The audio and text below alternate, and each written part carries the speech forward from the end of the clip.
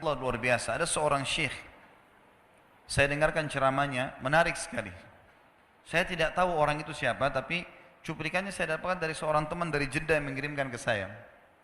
Orang ini cerita, syekh ini menceritakan, cuplikannya ada di HP saya, dia bilang, saya satu waktu pernah ke Mesir, dan di Mesir ini, saya lagi dari satu daerah mau ke Kairo, dari Iskandaria, satu kota, mau ke Kairo.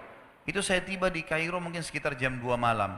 Pesawat saya selepas subuh harus berangkat kembali ke Saudi. Dia bilang, saya telepon pengurus masjid, saya mungkin mau mampir di masjid yang saya ceramah kemarin di Kairo itu. Saya mau tinggal di sana mungkin 2 jam, 3 jam istirahat. Nanti habis itu baru kemudian saya berangkat ke Saudi habis subuh.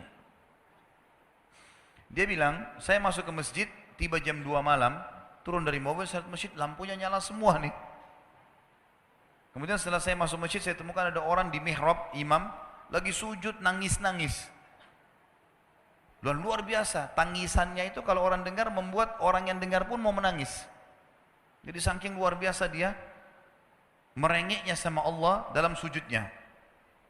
Kata syekh ini, saya pun sambil berdoa sama Allah, ya Allah kabulkan permintaannya orang ini. Walaupun saya belum tahu apa yang diminta gitu. Dia bilang selesai dia sholat, saya dekati dia, saya bilang, Masya Allah, doa apa ini? Luar biasa ini. Doa yang diikuti dengan tangisan di sepertiga malam menjelang subuh. Allah turun ke langit bumi, dikabulkan nih. Dia bilang, demi Allah syekh. Karena syekh ini orang Arab biasanya panggil, bisa orang pintar, bisa orang kaya, bisa orang tua. Jadi kalau antum dipanggil syekh, jangan bangga dulu ya. Karena banyak maknanya itu. Ya. Jadi dipanggil syekh, dia tidak tahu, biasa juga di Saudi begitu ya. Kalau ada orang kita tidak kenal dipanggil syekh, syekh, sini syekh. Walaupun antum bukan syekh sebenarnya gitu. Ya. Maka dia bilang, demi Allah syekh, dia tidak tahu kalau ini orang memang ulama gitu. Istri saya sekarang lagi dirawat di rumah sakit dan saya harus bayar 14.500 jenih atau ponnya Mesir.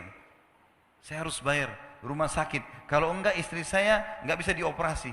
Ini sudah parah sekali.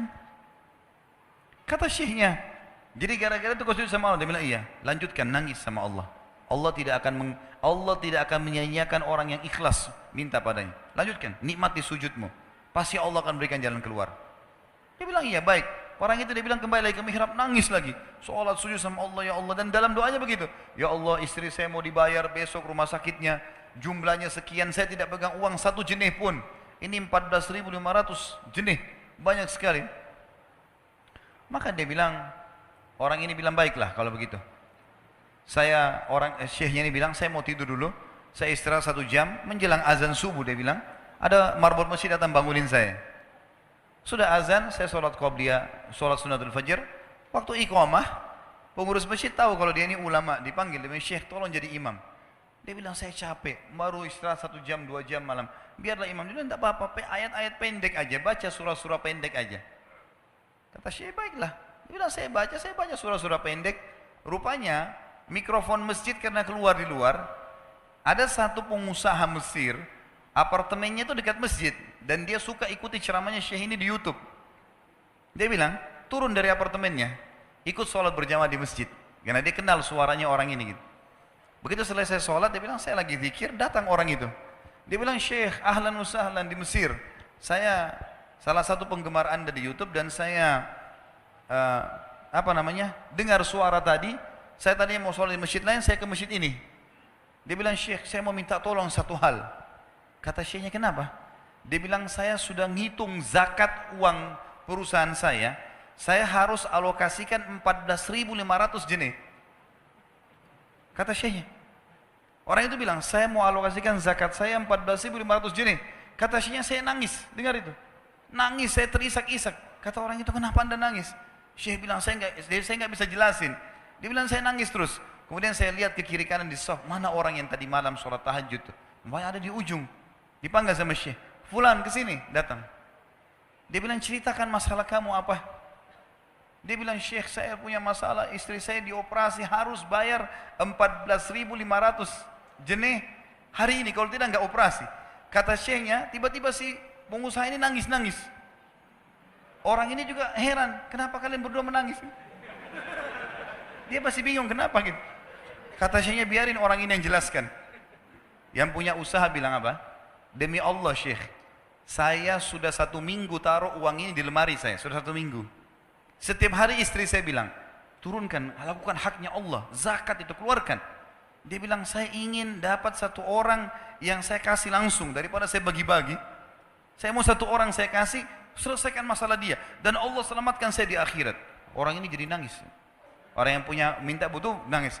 Kata pengusahanya, ini uangnya silahkan, 14.500. Semoga Allah selesaikan urusan saya di akhirat gara-gara saya bantu kamu. Kata syekhnya, demi Allah yang terjadi, orang ini, yang siapa namanya? Orang yang punya uang ini, yang dikasih uang, dia tiba-tiba lupakan saya dan lupakan si pemilik uang.